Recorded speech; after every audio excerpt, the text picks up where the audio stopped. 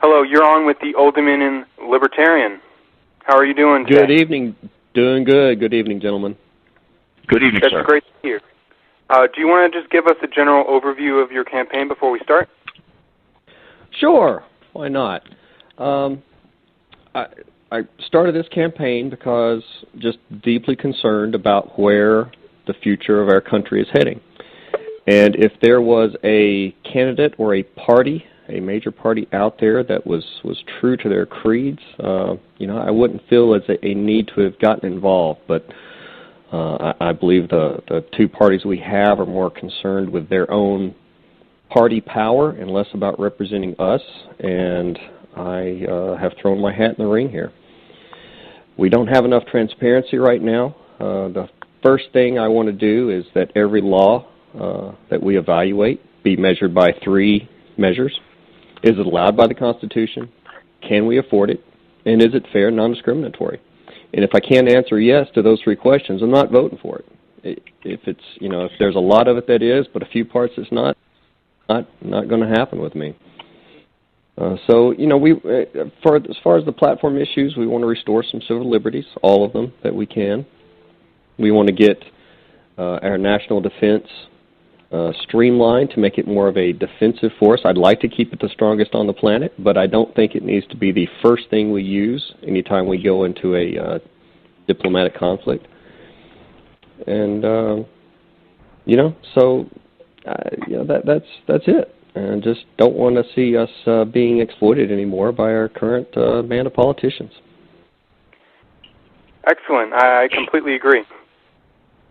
My first question for you is kind of a basic question. What does libertarianism mean to you? The word libertarian, the philosophy, what does it mean to you? Well, it means to me, I want my government to protect me from other people, from other countries, to provide a system of resolution, the court system, law enforcement, and other than that, leave me alone. I know there's some widely varying opinions of what libertarian is and isn't, and I will just say that, what I want to bring to the table is I want to be the party of, leave you alone. I want to get into Congress not to rule, but to represent, and a lot of folks want to be represented by just being left alone. That's why you see a lot of apathy in the voters. I mean, we had less than 50% turnout last year at the state election. And it's not because people don't care. It's just that people don't want to be messed with. If they see one party is going to do something to them, another party is going to do another thing to them, where's the party that's going to, it's not apathy. It's just, they don't want to be affected by their government. They don't want government in their business. And to participate in that, seems at odds with what a lot of folks want. Really what it is to, go ahead, do unto others as they would do on, I would want done unto me, and that's leave me alone. Very good. How would you describe the U.S. federal government in one word? Bloated. Bloated. Yep. Okay. Well, on your website, you talk a little bit about how you want to get the federal government out of issues that are for the state. So I want to kind of narrow down on that a little bit. I know libertarians are very big on the gay marriage and the gay rights. We've been defending both since about 1971 when our party was founded. I just wanted to ask you, do you support marriage equality at the federal level, or would you rather just let Uncle Sam stay out of it altogether and have the states decide? Here's what, to me, a marriage is between you, your spouse, and God. I don't see the word government in there anywhere. When I got married 16 years ago, I kind of took offense that I had to get a license from the state to get married. That implies I somehow needed their permission to do so. And I detest that. What business is it of the government's who I marry? And now that will make some people uncomfortable because if they don't like the idea of same-sex folks getting married and whatnot. But to me, what does that harm them And if it's not harming you, why do you care? And so I don't really care what your basis, for not wanting same-sex marriage is. It's none of the government's business. And I can, link that to many things I would like to get the government out of. Excellent. My next question, and this issue has a bit of a stigma within the libertarian movement. I know there's a wide variety of opinions on this. Where do you stand on quote-unquote reproductive choice or abortion laws? Yep, that is potentially one of the most infighting amongst the party, and I appreciate the opportunity to weigh in here. I believe that where we are, the current laws of the United States are probably as much towards pro-life as we can realistically get. Me personally, I'll say this, I am pro-life. I do not, however, believe that we can effectively legislate that, because what are we going to do? We're going to put, all these people in prison. We've already got the most bloated prison systems on the planet. There's no real way to, I don't believe right now, do better than what we're doing. And the current yardstick of, is this a viable human being that you are aborting or not? And if the answer is, could this baby live on its own, then it's murder. If it could not live on its own, then it's an abortion. And right now the best we can do is leave that to state choice. Completely agree. If elected, what will you do to make sure Virginia does not adopt Common Core? Well, I would make sure it never sees the light of day at a federal level. Right now, that is a measure, between the states. I'm not a fan of it, but, being a representative of Virginia, I'm not in a position of telling Richmond how to, run its educational system. I believe Richmond has a far more vested interest in what it does or does not do with its education than Washington, D.C. does. What direction would you like to see Virginia's public schools take as an alternative to Common Core, if any? I was just made aware of a scholarship program that if a foundation is set up in Virginia that allows scholarships to private schools, that the donors can get a 75% tax credit on their state income taxes. And if you would, say, donate $1,000, you would only suffer about $180 after taxes, cost to you. And I think this is a great way that we can open up, to private schools. I would like to see that broken down to homeschooling as well.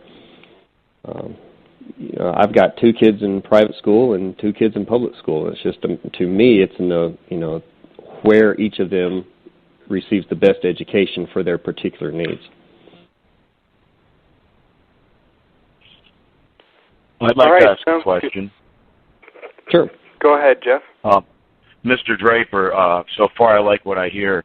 I just know that you represent the 1st District. I know our legislative districts look a lot like a squished salamander if you look at them, but aside from the 3rd District, loosely represented by Bobby Scott, what is where do you live, what county do you reside in, and what approximately does your district contain?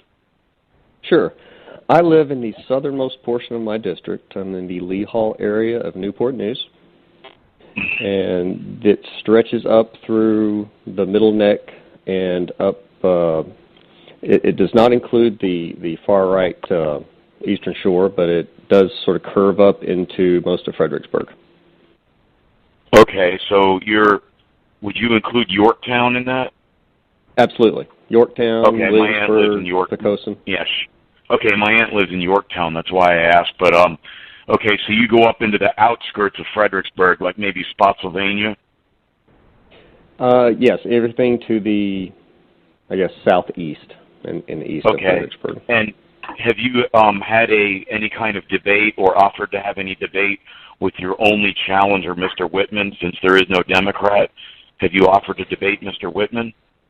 We are negotiating that right now. In fact, my campaign manager is going to invite him. The King William Tea Party has offered to host the first such debate.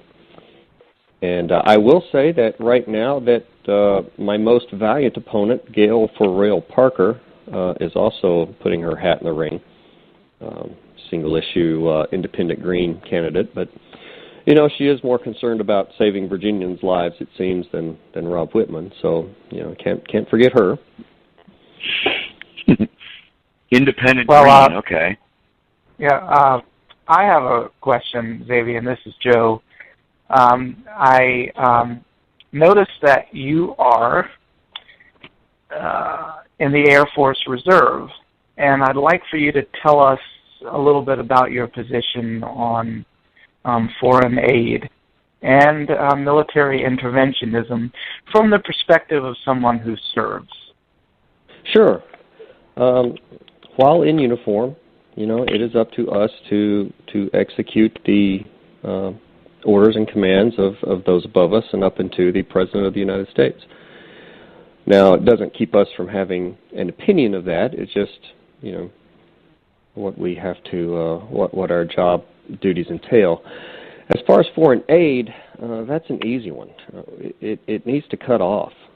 You know, we're wishing-washing back here with Egypt. You know, we're giving them money 1 year.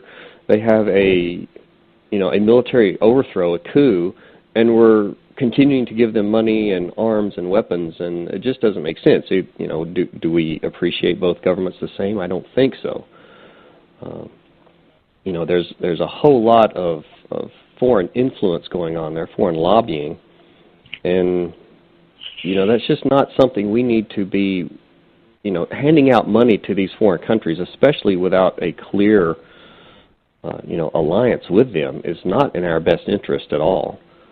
And as far as, you know, being the first use, you know, it seems America's gotten into this habit of, oh, we've got a problem somewhere, let's station some troops there. You know, what happened to diplomacy? What happened to, you know, economic leverage? I mean, what we've done with this Russia lately is a joke. It's almost like we've forgotten how to leverage any other aspect of national power besides our military. And let's face it, we're going broke as a nation. We can't, you know, keep this level of spending up. And the amount of spending we're doing in the military is well overblown. We need to dial it back a bit, and there's ways we can do that without jeopardizing our national defense. I don't want to come out and say that, you know, hey, we need to just hack and slash. That's not what I want. I you know, frankly, I enjoy being the dominant power on the planet because people are less likely to mess with you. It's sort of a, you know, peace because I carry the big stick. It's just I don't like having to use that big stick all the time, especially on smaller you know, outlooks. These things cost money and they cost lives, and we've got to weigh, you know, our national objective and not, you know, using the military should be to defend ourselves and our strategic interests, not to protect one man's, you know, personal rapport with the other leaders of the world. That sounds like a rational attitude to me. You're for the fair tax too, aren't you? I am a fair tax proponent. Someone brought up to me, you know, why I'm not a proponent of the flat tax, and honestly, I would support either one.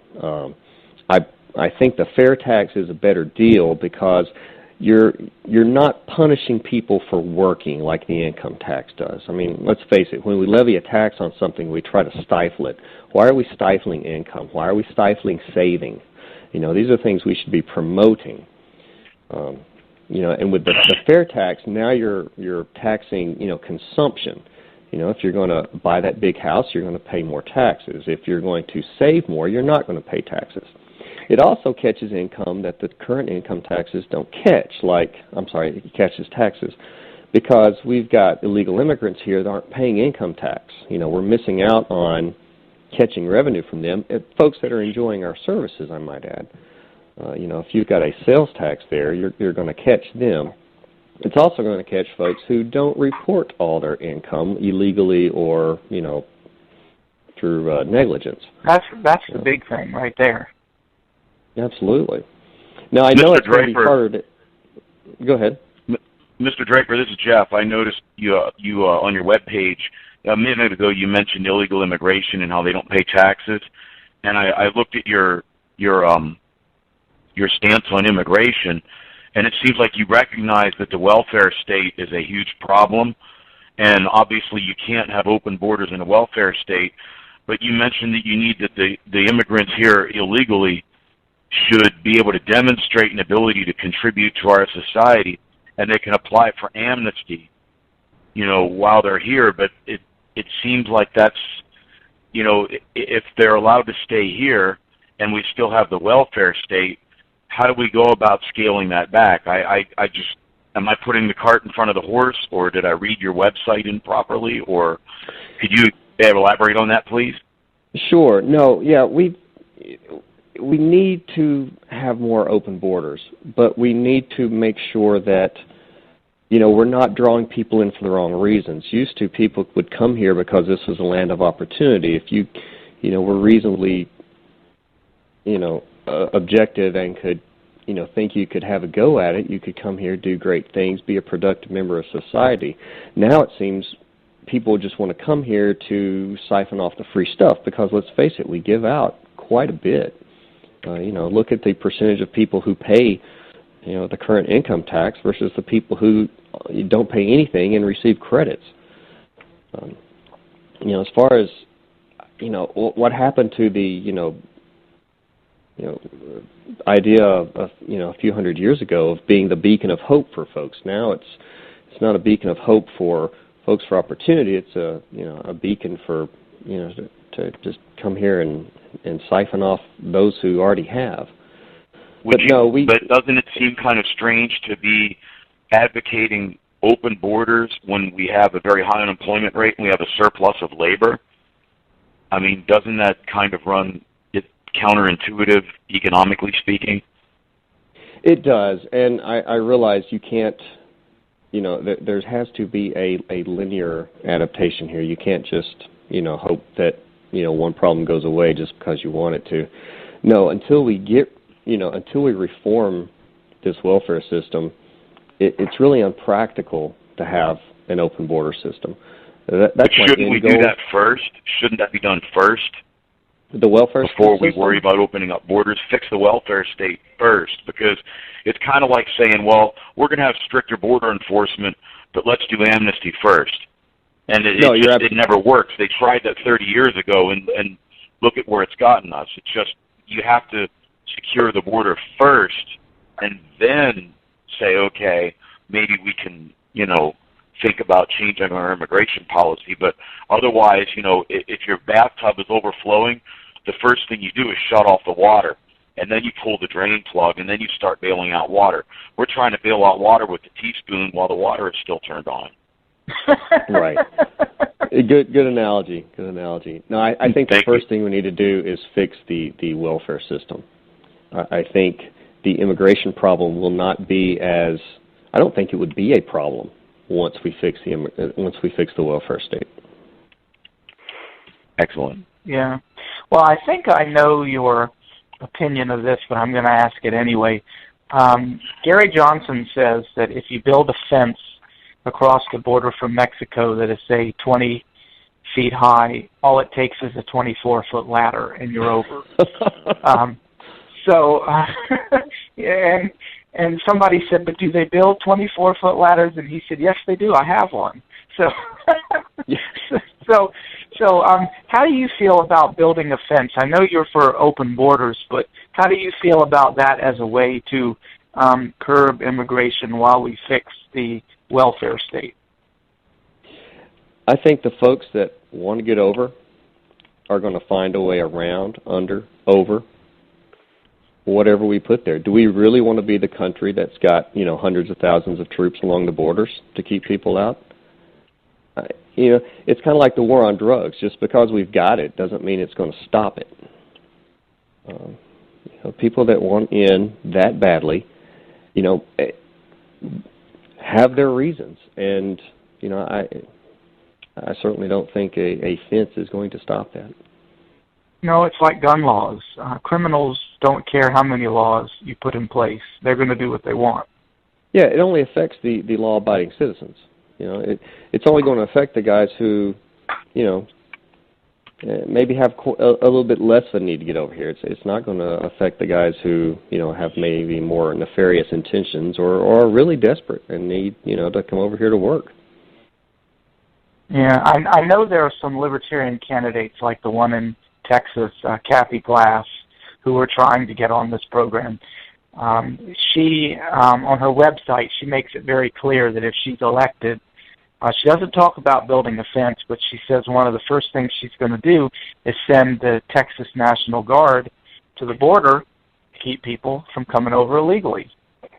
And well, I'm sure she's running for Congress. That's not a very she's good use of her resources. She's running for governor. Oh, okay.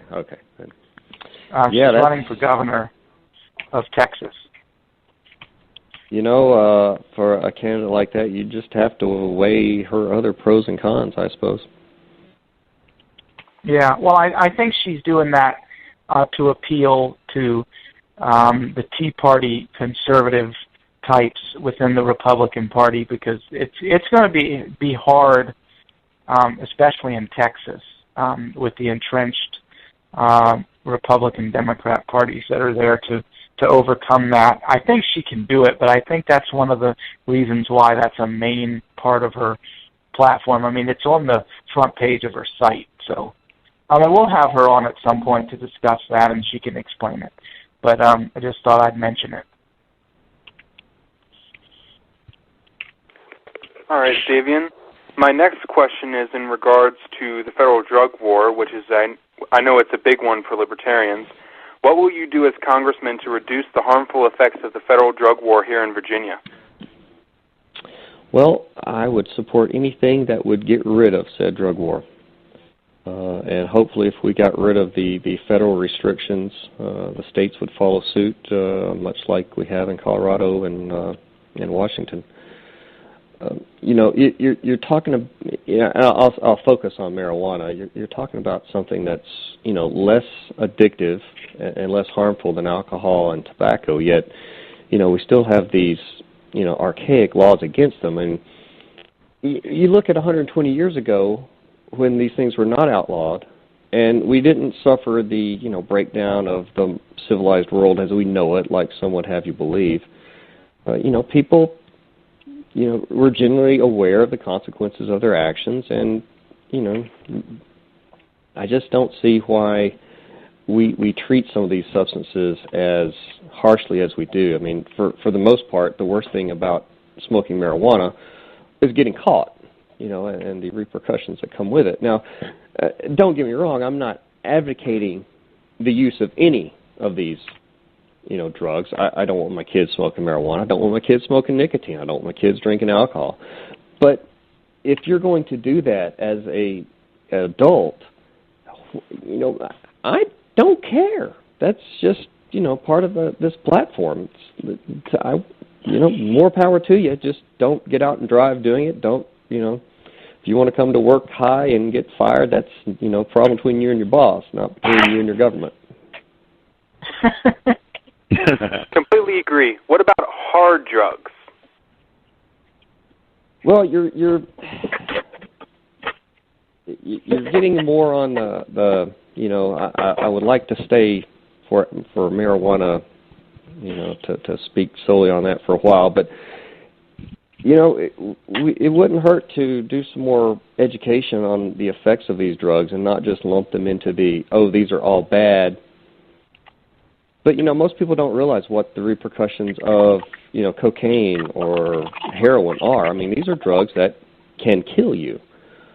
And do I want to legalize those? Again, if you want to do something like that, that's one thing. But if you're going to get addicted, which, if you hit some heroin now, you're, more than likely going to be an addict.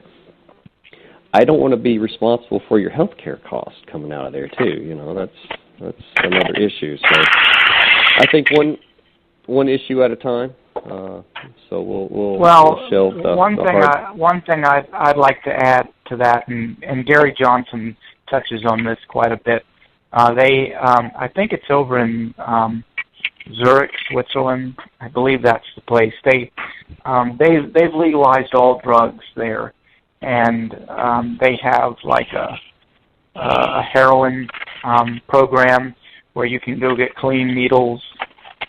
You get just enough to get high, but not enough to overdose and die.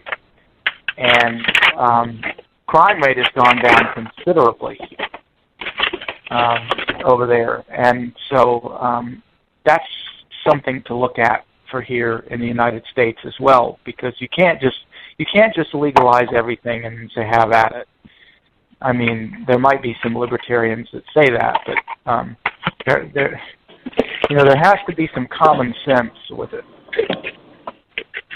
Wasn't that Portugal? Wasn't that Portugal that did that? Portugal was one, but the specific example that Gary Johnson used, I think, was Zurich, Switzerland, and he mentioned that the police chief from Zurich, Switzerland, had come to a conference in New Mexico and spoken to him directly about it. I heard Gary Johnson say, too, if you just gave me 10% of what you spent on prosecution and incarceration of these drug, criminals, just 10%, and spent that on education and rehabilitation. Think of how much, less crime we would have, how much less addiction we would have in a healthier society. Yeah, that's true. I mean, because the problem that we have is they're not treating these drug addicts the way they should be treating them. They're throwing them in jail, and that's it. And when they get out of jail, that's not an effective treatment option. Yeah. No, because if they do happen to get out of jail for whatever reason, parole or what have you, they're still addicted. So they really haven't accomplished anything, and they've wasted their taxpayer money on it. Well, since when does wasting taxpayer money bother anybody in D.C.? Word. Well,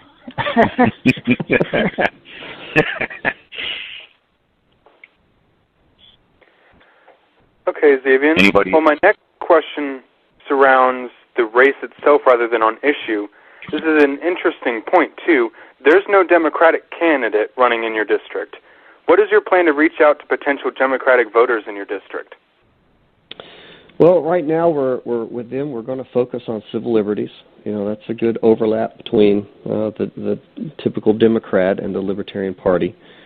And we're focusing on younger folks as well, ones that are more likely to listen to the message that the government is spending at a rate we can't sustain. They also seem to listen more to the media that we can afford to get out, on the social media side. So that's our focus with Democrats, is on the civil liberties. And, I'm hoping a lot of Democrats will show up to support, their Senate candidate. And, I hope they'll be the vote for anybody but the Republican, and hope they vote for me over Gil Parker. I think they will. I think there's definitely a lot of issues that you bring to the table that liberals can sympathize with. We tried, and this was a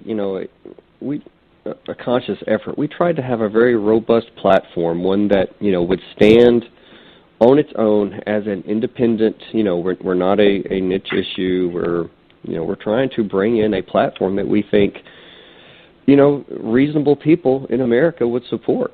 And it's pretty broad. We cover everything that most folks would want to hear from a platform.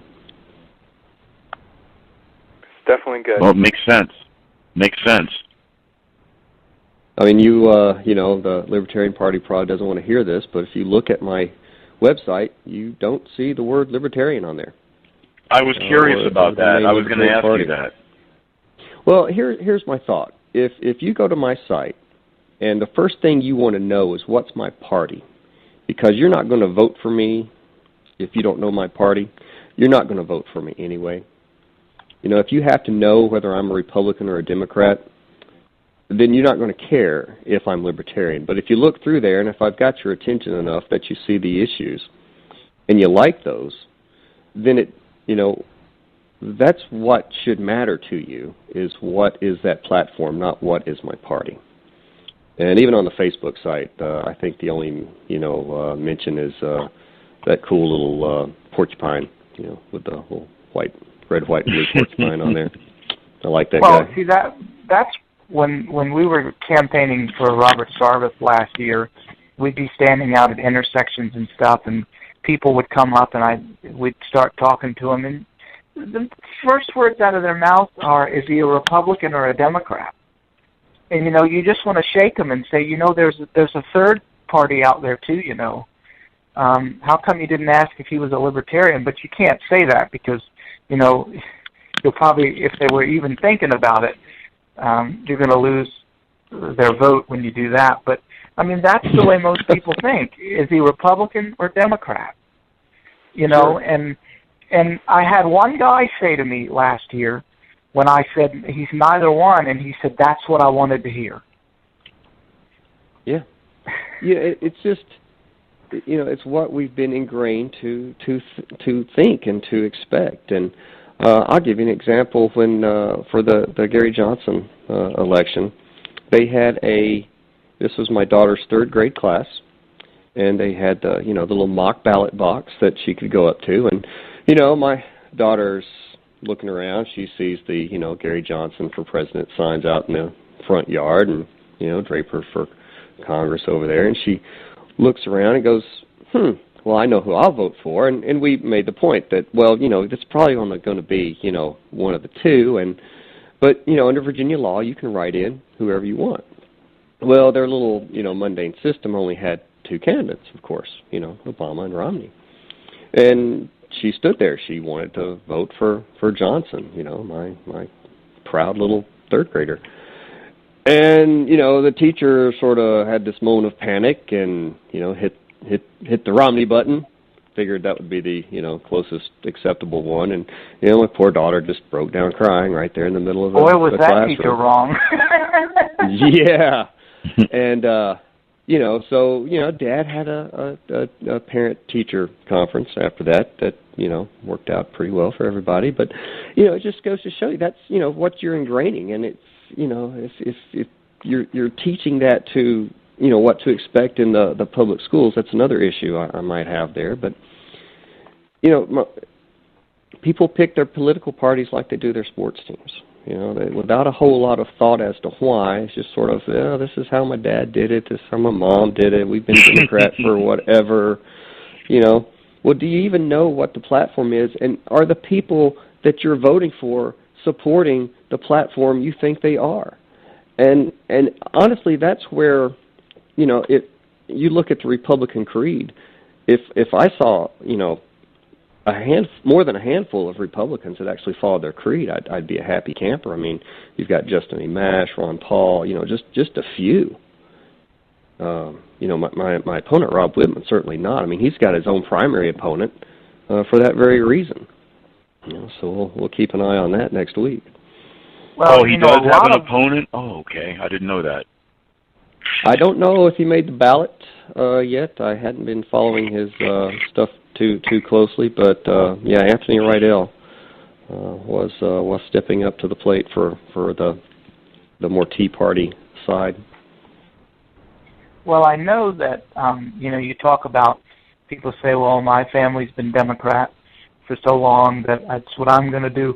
You know, coming from, and this is a personal experience moment, it can be very hard for somebody to tell their family that, well, I'm not voting Republican this time, you know, because, you know, Mom and Dad, they want you to vote a certain way, and they're not going to be happy if you don't.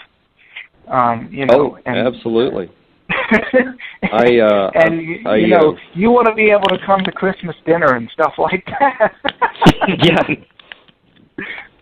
Well, and especially if your parents are more involved in the politics. I have one one Facebook friend. I'll let him remain anonymous. But, after listening to, just my rants about the system online and why I went libertarian and why I'm, pulling it, carrying the flag for the party this time, I won them over.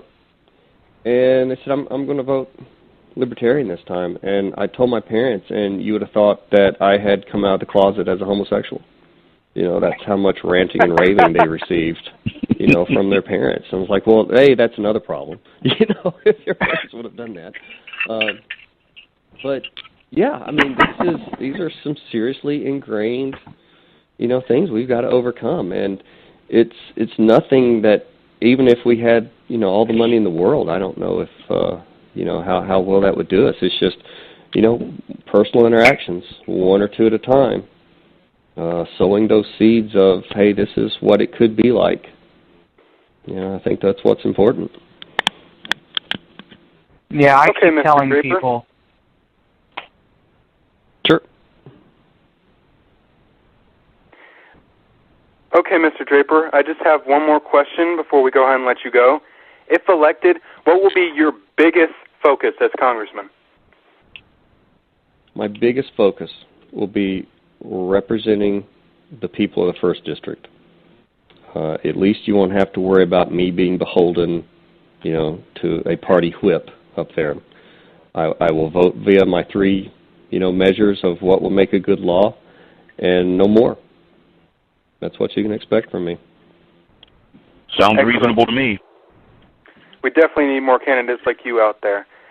Well, Mr. Draper, it was an honor having you on the show. Thank you for coming on. The honor was all mine. Thanks, gentlemen, and we'll be seeing you around the block, I'm sure. Thank you. All right. Good luck on your campaign. Thank you. Have a great week. Thank you. You too.